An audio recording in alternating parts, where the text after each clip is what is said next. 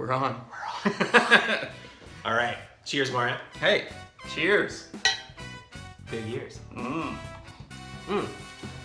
So what's the topic for today, Mario?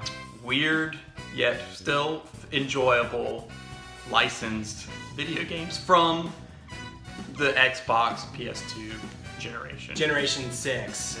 And I think a lot of times when we talk about franchise sort of tie-in games, it usually is synonymous with bad. And that's fair, Yes. but there has been a lot of really good. There's some fun ones. Yes, definitely a lot of good games. This is an interesting time period for me because it was when we were in high school.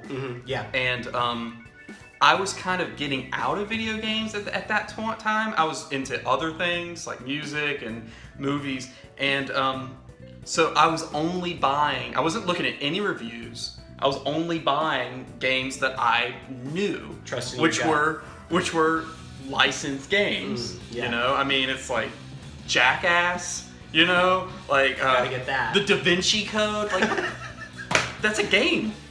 Mission Impossible, you know, it's like I'm going to defend Mission Impossible. That's not a bad game. I'll yeah. defend No, that. I'm not It's saying a bad these are game. bad. These aren't bad. Jackass is okay. I feel like I've not played Da Vinci Code, but I feel like I would. It's not find bad. it It's not bad. underwhelming. It's kind of like, you know, those. Okay, we're getting off topic. Yeah.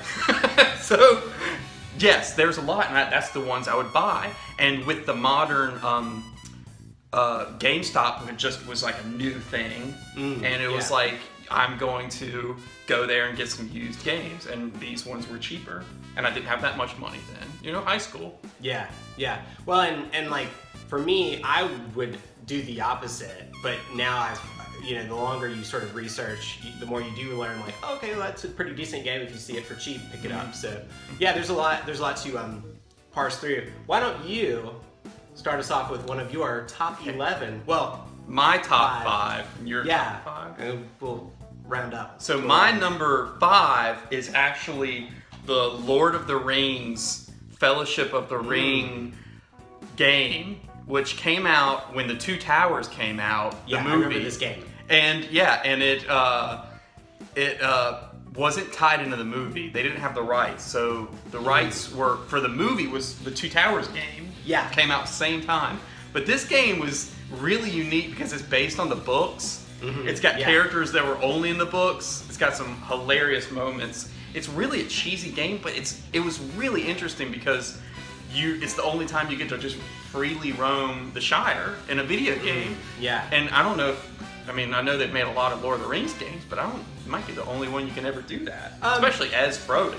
The Hobbit, but that's not as Frodo, of course. Yeah. But yeah, there's the Hobbit game, which I've not played, but I do understand. I think it was the same people that did this game. Probably. And it's really unique, just weird game, and I don't know, it's not bad though. It's yeah. enjoyable. Cool. All right, next up, I've got a really, obvious one, but definitely a necessary one. Simpsons Hit and Run. Boy, oh boy, when I was a kid. Yeah. This was a game changer for me. I love this game. It's the joy of Crazy Taxi with well, Simpsons. Well, this was the open world one, though. The open world one, yeah. Yeah. Yeah. Mhm.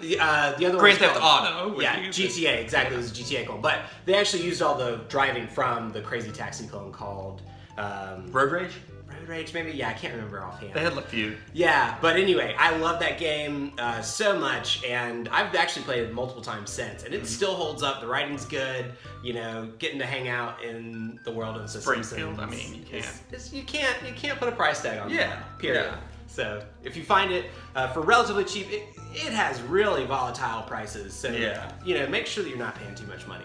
You'll see a price down below. So just that'll give you a sort of sense of how much you should be spending. Do some research. Yeah, do a little research first. So my number 4 is Minority Report. I know nothing about this. No one does. Yeah. I got this at like Blockbuster for like $15. Nice. You know, back in 2003 or something. Right. And actually, yeah, 2003.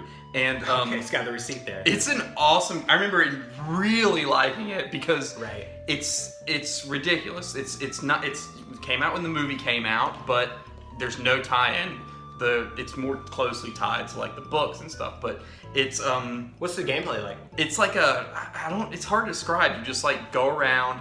It's third person and you shoot and you punch people, and the ragdoll physics are hilarious, and you got a jetpack. I love ragdoll. Oh, love ragdoll is always. You can throw guys through windows, and like it's just ridiculous. I mean, it's just. I remember playing a lot of this in high school, and it's a unique game. No one talks about it. I know nothing about it. Okay, so next up, I've got a really fun little game, Finding Nemo. You can pick this up for $5, so you know, it's not gonna break the bank. I got it for my daughter. She's gonna okay. really love it. Finding Dory and Nemo are her favorite things in the world. Well, she's gonna love this game because it's super chilled out. There's nothing intense about it, which is sort of refreshing in a video game. But also, like, it has a lot of similarities to Knights, which is a strange. It's got like a lot of rail sort of paths that you go through, and you just try to like go through the different loops and stuff. So it's a really odd little game. It's not super focused, but the visuals are really nice, actually, really crisp. Game still looks good, plays pretty well. So and it's cheap, so just pick it up and check it out and chill out. Listen to the music and enjoy yourself. You know, it's got some nice tranquil vibes. So, Knights. So everybody needs to chill sometimes. Knights. You just mentioned Knights. Yeah. And who did that one? Koji. I can't remember. Who was the Sega guy? Sega guy. The Sonic dude. Yeah, he did so many good games. Yeah. Anyway, he's cool. So my third one is Peter Jackson's King Kong. And the official game of the movie. That's the name of the game. Yeah, the official game of the movie. And it's awesome. Like, it's terrifying. You're always low on ammo. There's giant bugs. Oh, you play a person, not King Kong. Yeah, no, but you can play as Kong. There's a good change up. You play as a person. It's a first-person shooter, but it's more like a survival horror. I was gonna say, okay. There's dinosaurs and everything crawling and trying to kill you, but it's amazing. It really is like one of the better licensed games, and I know it's kind of been talked about, but it needs to be talked about more because it was really, I thought, ahead of its time. And you get to play as Kong as well. But what's that like? It's just fucking shit up. You're just Kong and you're swinging around and killing dinosaurs. Nice. Dinosaurs need killing. All right. Well, if I see that out, I am gonna definitely pick that game. Yes. If I see that, I'm gonna definitely pick it's good for sure. All right. So next up, we've got the king of monsters, Godzilla. What's this one called? Destroy All Monsters Melee. I think they just put the Melee on there because of, you know, Super Smash Brothers. It has nothing to do with Super Smash Brothers. It's not a clone. It's an arena fighter, but it's a lot of fun, and it has all the licensed sound effects, which is really cool. And that sounds the Godzilla roar. Yeah. Well, and not just him. Like everybody, Ghidorah, Mothra. Like it's everybody. I know. I've seen. There's people that have reviewed this, and it does look like the first great Godzilla game. It's one of them. There's a couple of them, and there are several that are actually worth playing, and this is definitely one of them. I haven't played any of the others, so I can't speak to it, but definitely check it out. Again, the prices are like a little bit high in my opinion, so definitely do your research before you buy it, because you're gonna need some friends or a really deep love of Godzilla to enjoy this game, which I have. Friends. Yeah. You have friends? And a love of and Godzilla. A deep love of Godzilla. Yeah, but they usually don't go hand in hand. Yeah, no, they don't. So anyway, just keep that in mind, you know, before you buy it, because you might be disappointed. However, the Xbox version is definitely the version you get. It has a little bit better, like, graphical fidelity, bump mapping, and stuff like that, which was a big deal at the time. So anyway, what you got? Number 2 is, you see it, Van Helsing. Cheating. Nice. Van Helsing is Hugh Jackman. So the movie, me and my friends in high school, you gotta pick. You gotta be in the moment, and it's not a good movie. No, it's not. It's fun, and in high school we loved it. We were like, "Oh, this is crazy," you know. Yeah. And we immediately left the theater and went to Walmart and bought the game. And keep the fun going. One of my close friends is his favorite game of all time. He just absolutely loves this game because there's no strategy. It's really easy. You just go around and just kill everything. It's a hack and slash? It's kind of like a shooter hack and slash. Okay, all right. You know what? It's a clone of Devil May Cry. Nice. Which is a smart thing to do. It's like Devil May Cry and Van Helsing. It's like it makes sense. It's like that's how cloning done right, and it's a stupid fun game, and you know, it's Van Helsing, like a stupid fun movie. So you know, anytime I think about this movie, I always think of, I actually worked in a movie theater when that movie came out, and I saw Van Helsing before anyone else did, because we actually had to build the films, and then we had to watch the films to make sure there weren't any mistakes. I was ahead You are of the lucky game. man. I knew. Lucky man. Van Helsing.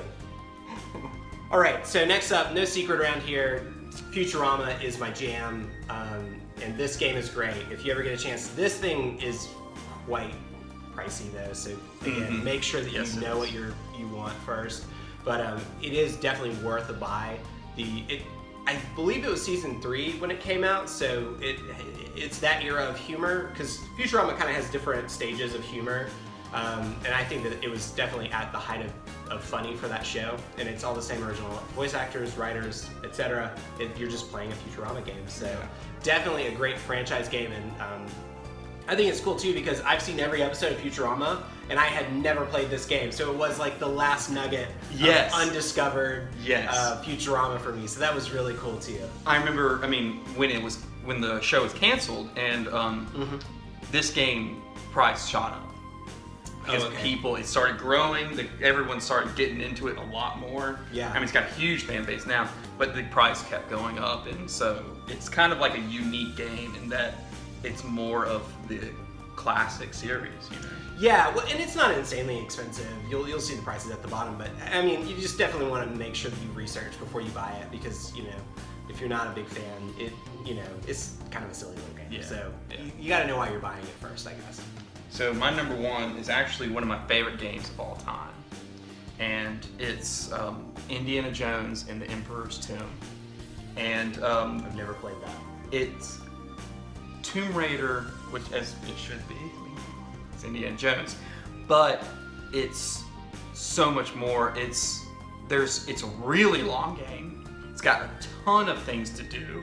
I mean, everything you can imagine. There's like underwater scenes. There's a lot of punching Nazis and throwing them off ledges. That's easy to You do. can grab them and throw them off ledges, which is a personal dream of mine to do as Indiana Jones, and I mean in general, and complete with Wilhelm scream, you know, Fate loves you. It's got everything. I mean, there's like, it's amazing. There's a ton of set pieces. It's kind of like Uncharted before Uncharted. You know, it's a ton of set pieces, a lot of really cool game aspects. It's very underrated. People need to look into it. Yeah, very fun game. I'm definitely gonna check It's that out. not perfect, but it's very fun. I'm gonna definitely check that out when I see a copy of it next time I'm out.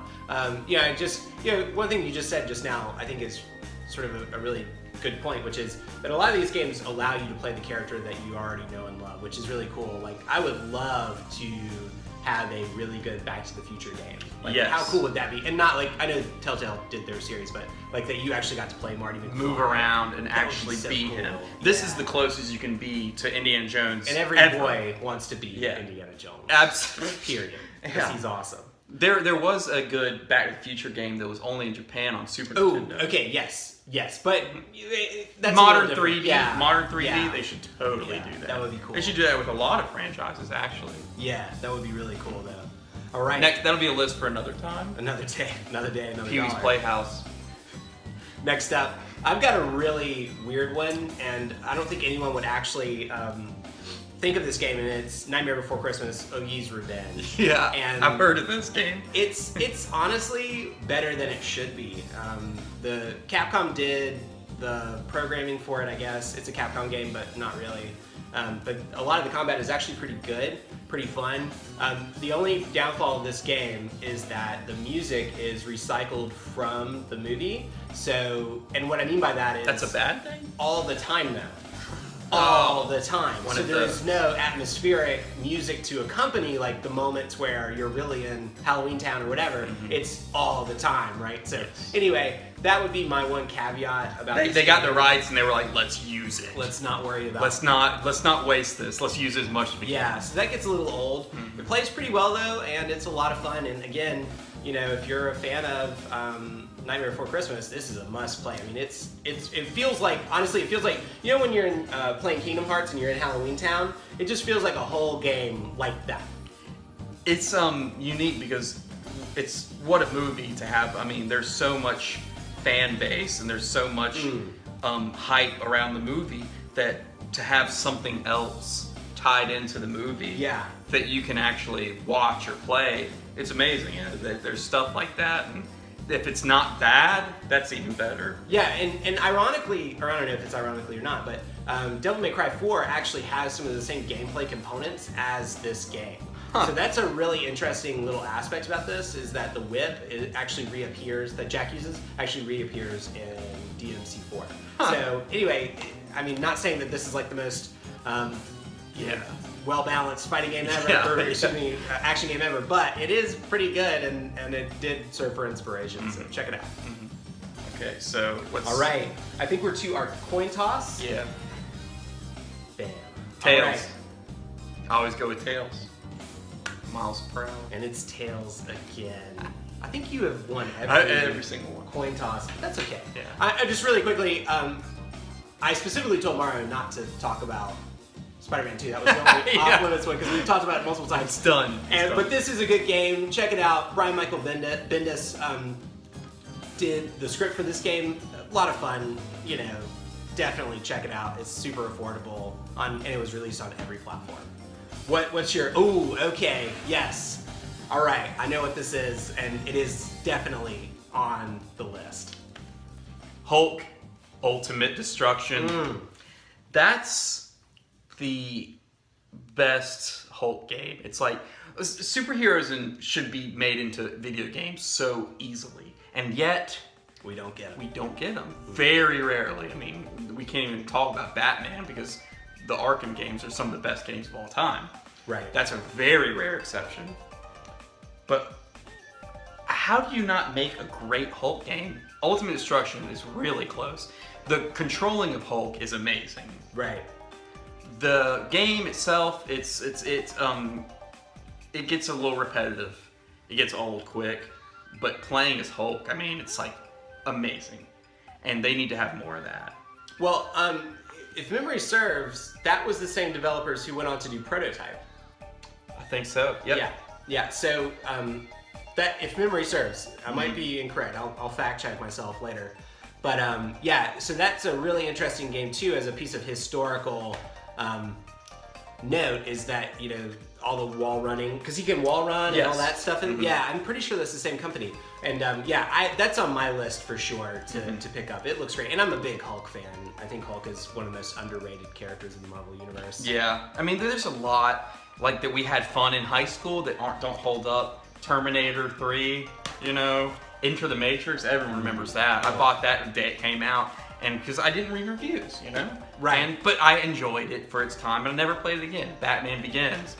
Jaws Unleashed. I wanna play Jaws Unleashed. That's on my list. It's fun. It looks awesome. It is looks ridiculous. Awesome. It's at one point you're Jaws and you have to escape from a base, so you grab a lab technician with your mouth, obviously, because you're Jaws, and you have to swipe him across the card swipe to get out of the door. That's awesome. It's ridiculous. And Judge Dredd, like, no one talks about this game. It's not a bad game. It's a first-person shooter.